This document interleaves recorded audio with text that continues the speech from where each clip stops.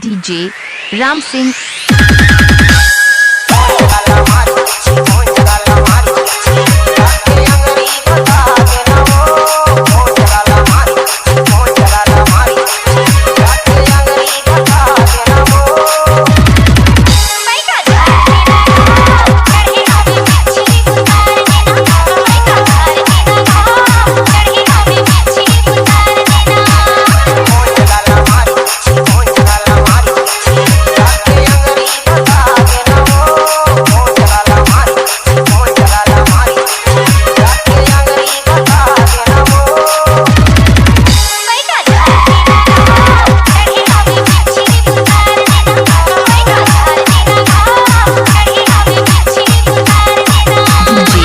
Ramsingh.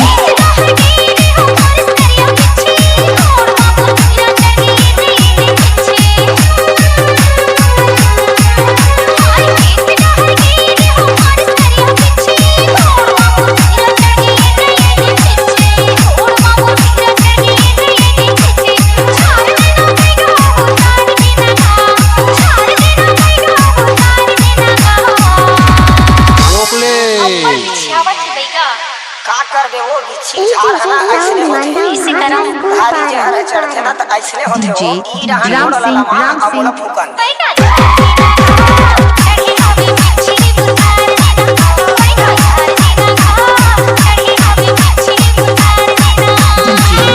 Ramsingh.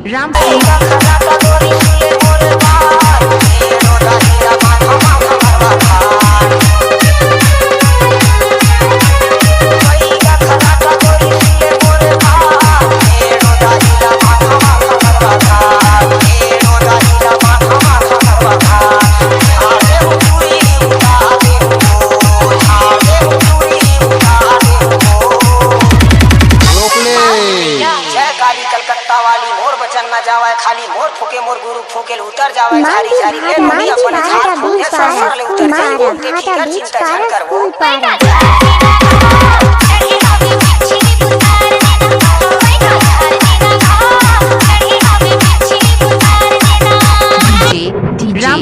Ramsingh.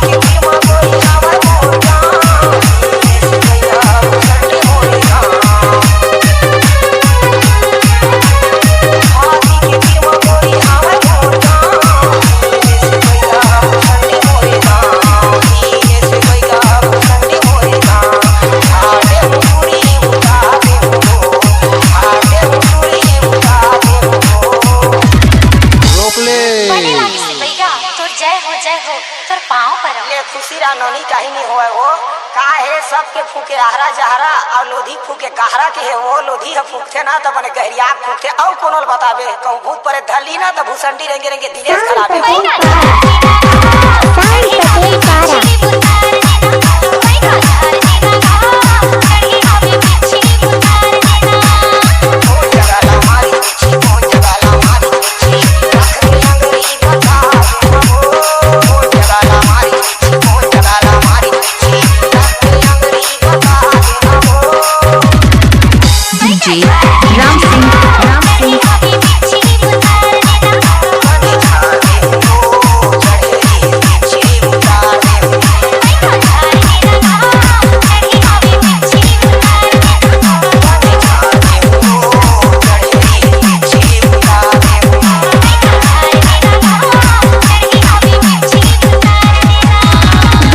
ramsingh dhurve ji